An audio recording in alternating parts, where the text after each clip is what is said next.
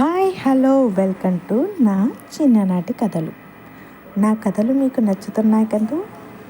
అయితే like, share and subscribe. తమ పిల్లల్ని వాళ్ళ చిన్నతనంలో చిన్ని కృష్ణుడిగా తయారు చేసి చూసుకొని మురిసిపోతుంటారు తల్లులు. అలా రెడీ చేయడానికి చిన్ని పంచె కట్టి మెడలో చేతులకి కాళ్ళకి వస్తువులు పెట్టి తలపై కిరీటం పెట్టి నుదుటిన బుట్టు పెట్టినా అది కృష్ణుడి గెటప్ అనే లుక్ రాదు. ముఖ్యంగా పెట్టవలసింది నెమలిక. అది పెట్టగానే కృష్ణుడే అన్న లుక్ వచ్చేస్తుంది. ఇంతకీ నేను చెప్పేది ఏమిటంటే, అసలు నెమలికని ఎందుకు ధరిస్తాడో మీకు తెలుసా? శ్రీకృష్ణుడు తల మీద నెమలికను ధరించడం వెనుక ఎన్నెన్నో కథలు కథనాలు ఉన్నాయి. అవి మీకు చెప్తాను. రాధ తన జ్ఞాపకంగా శ్రీకృష్ణుడికి నెమలికని ఇచ్చిందని చెప్తారు. అందుకే రాధ మీద ప్రేమతో దాన్ని తన మీద పెట్టుకుంటారని అంటారు.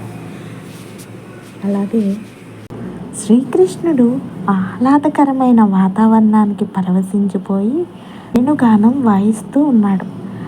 వేణువు నుంచి వచ్చే మధురమైన సంగీతానికి పులకించిపోయిన నెమళ్ళు కృష్ణుడి చుట్టూ చేరాయి. సంగీతానికి తగ్గట్టుగా కృష్ణుడు నాట్యం చేస్తూ ఉండగా ఆయన అడుగులు గమనించిన నెమళ్ళు కూడా పురువిప్పి నాట్యం ఆడాయి. అలా నెమళ్లకు నాట్యం నేర్పిన గురువుగా శ్రీకృష్ణుడు మారాడు. తమకు నాట్యం నేర్పినందుకు గాను గురుదక్షిణగా నెమలి పింఛం ఇచ్చాయి. దాన్ని శ్రీకృష్ణుడు తల మీద ధరించాడు. ఇది శ్రీకృష్ణుడి రూపాన్ని మరింత అందంగా మార్చింది.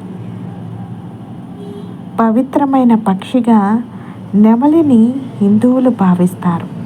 అందుకే చాలామంది నెమలికను తెచ్చి ఇంట్లో పెట్టుకుంటారు. ఇవి ఉంటే అదృష్టం, సంపద ఉన్నట్లేనని భావిస్తారు. శ్రీకృష్ణుడికి 16,000 మంది గోపికలు. అన్ని వేల మందితో కేవలం సరసల్లాపాలు మాత్రమే చేశాడు. అల్లరి చేశాడు, అల్లరి పెట్టాడు.